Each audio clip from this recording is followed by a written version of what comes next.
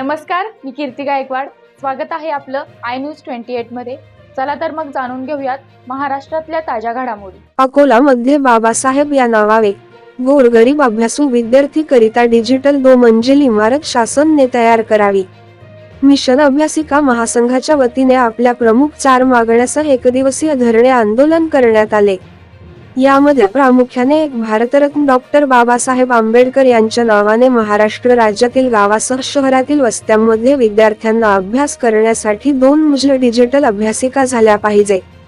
2 गाव शहरी वस्त्यांमधील डिजिटल अभ्यासिकाकरिता शासनाने 50 लाखाचा राखीव निधी ठेवून तो त्वरित उपलब्ध करून द्यावा. 3 अकोला जिल्ह्यातील सर्व झालेल्या 209 गावांमध्ये संविधान सभागृह या योजनेची बांधकामे त्वरित सुरू करण्यात यावे. 4 महाराष्ट्र राज्यातील इतर जिल्ह्यांमध्ये सुद्धा संविधान सभागृह या योजनेचे काम सुरू करण्यात यावे.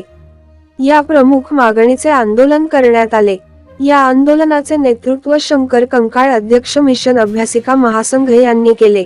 यावेळी विविध सामाजिक संघटनांनी त्यांना आपला पाठिंबा दिला.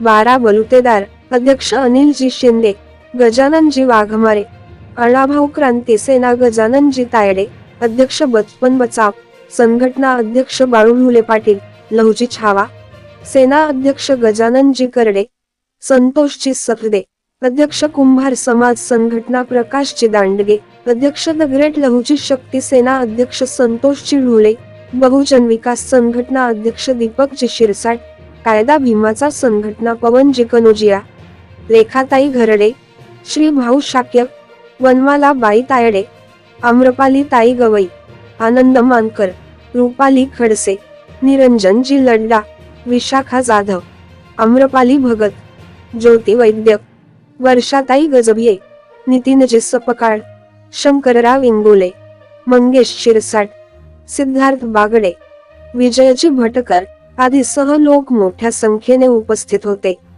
रामदास धनगावकर ची रिपोर्ट.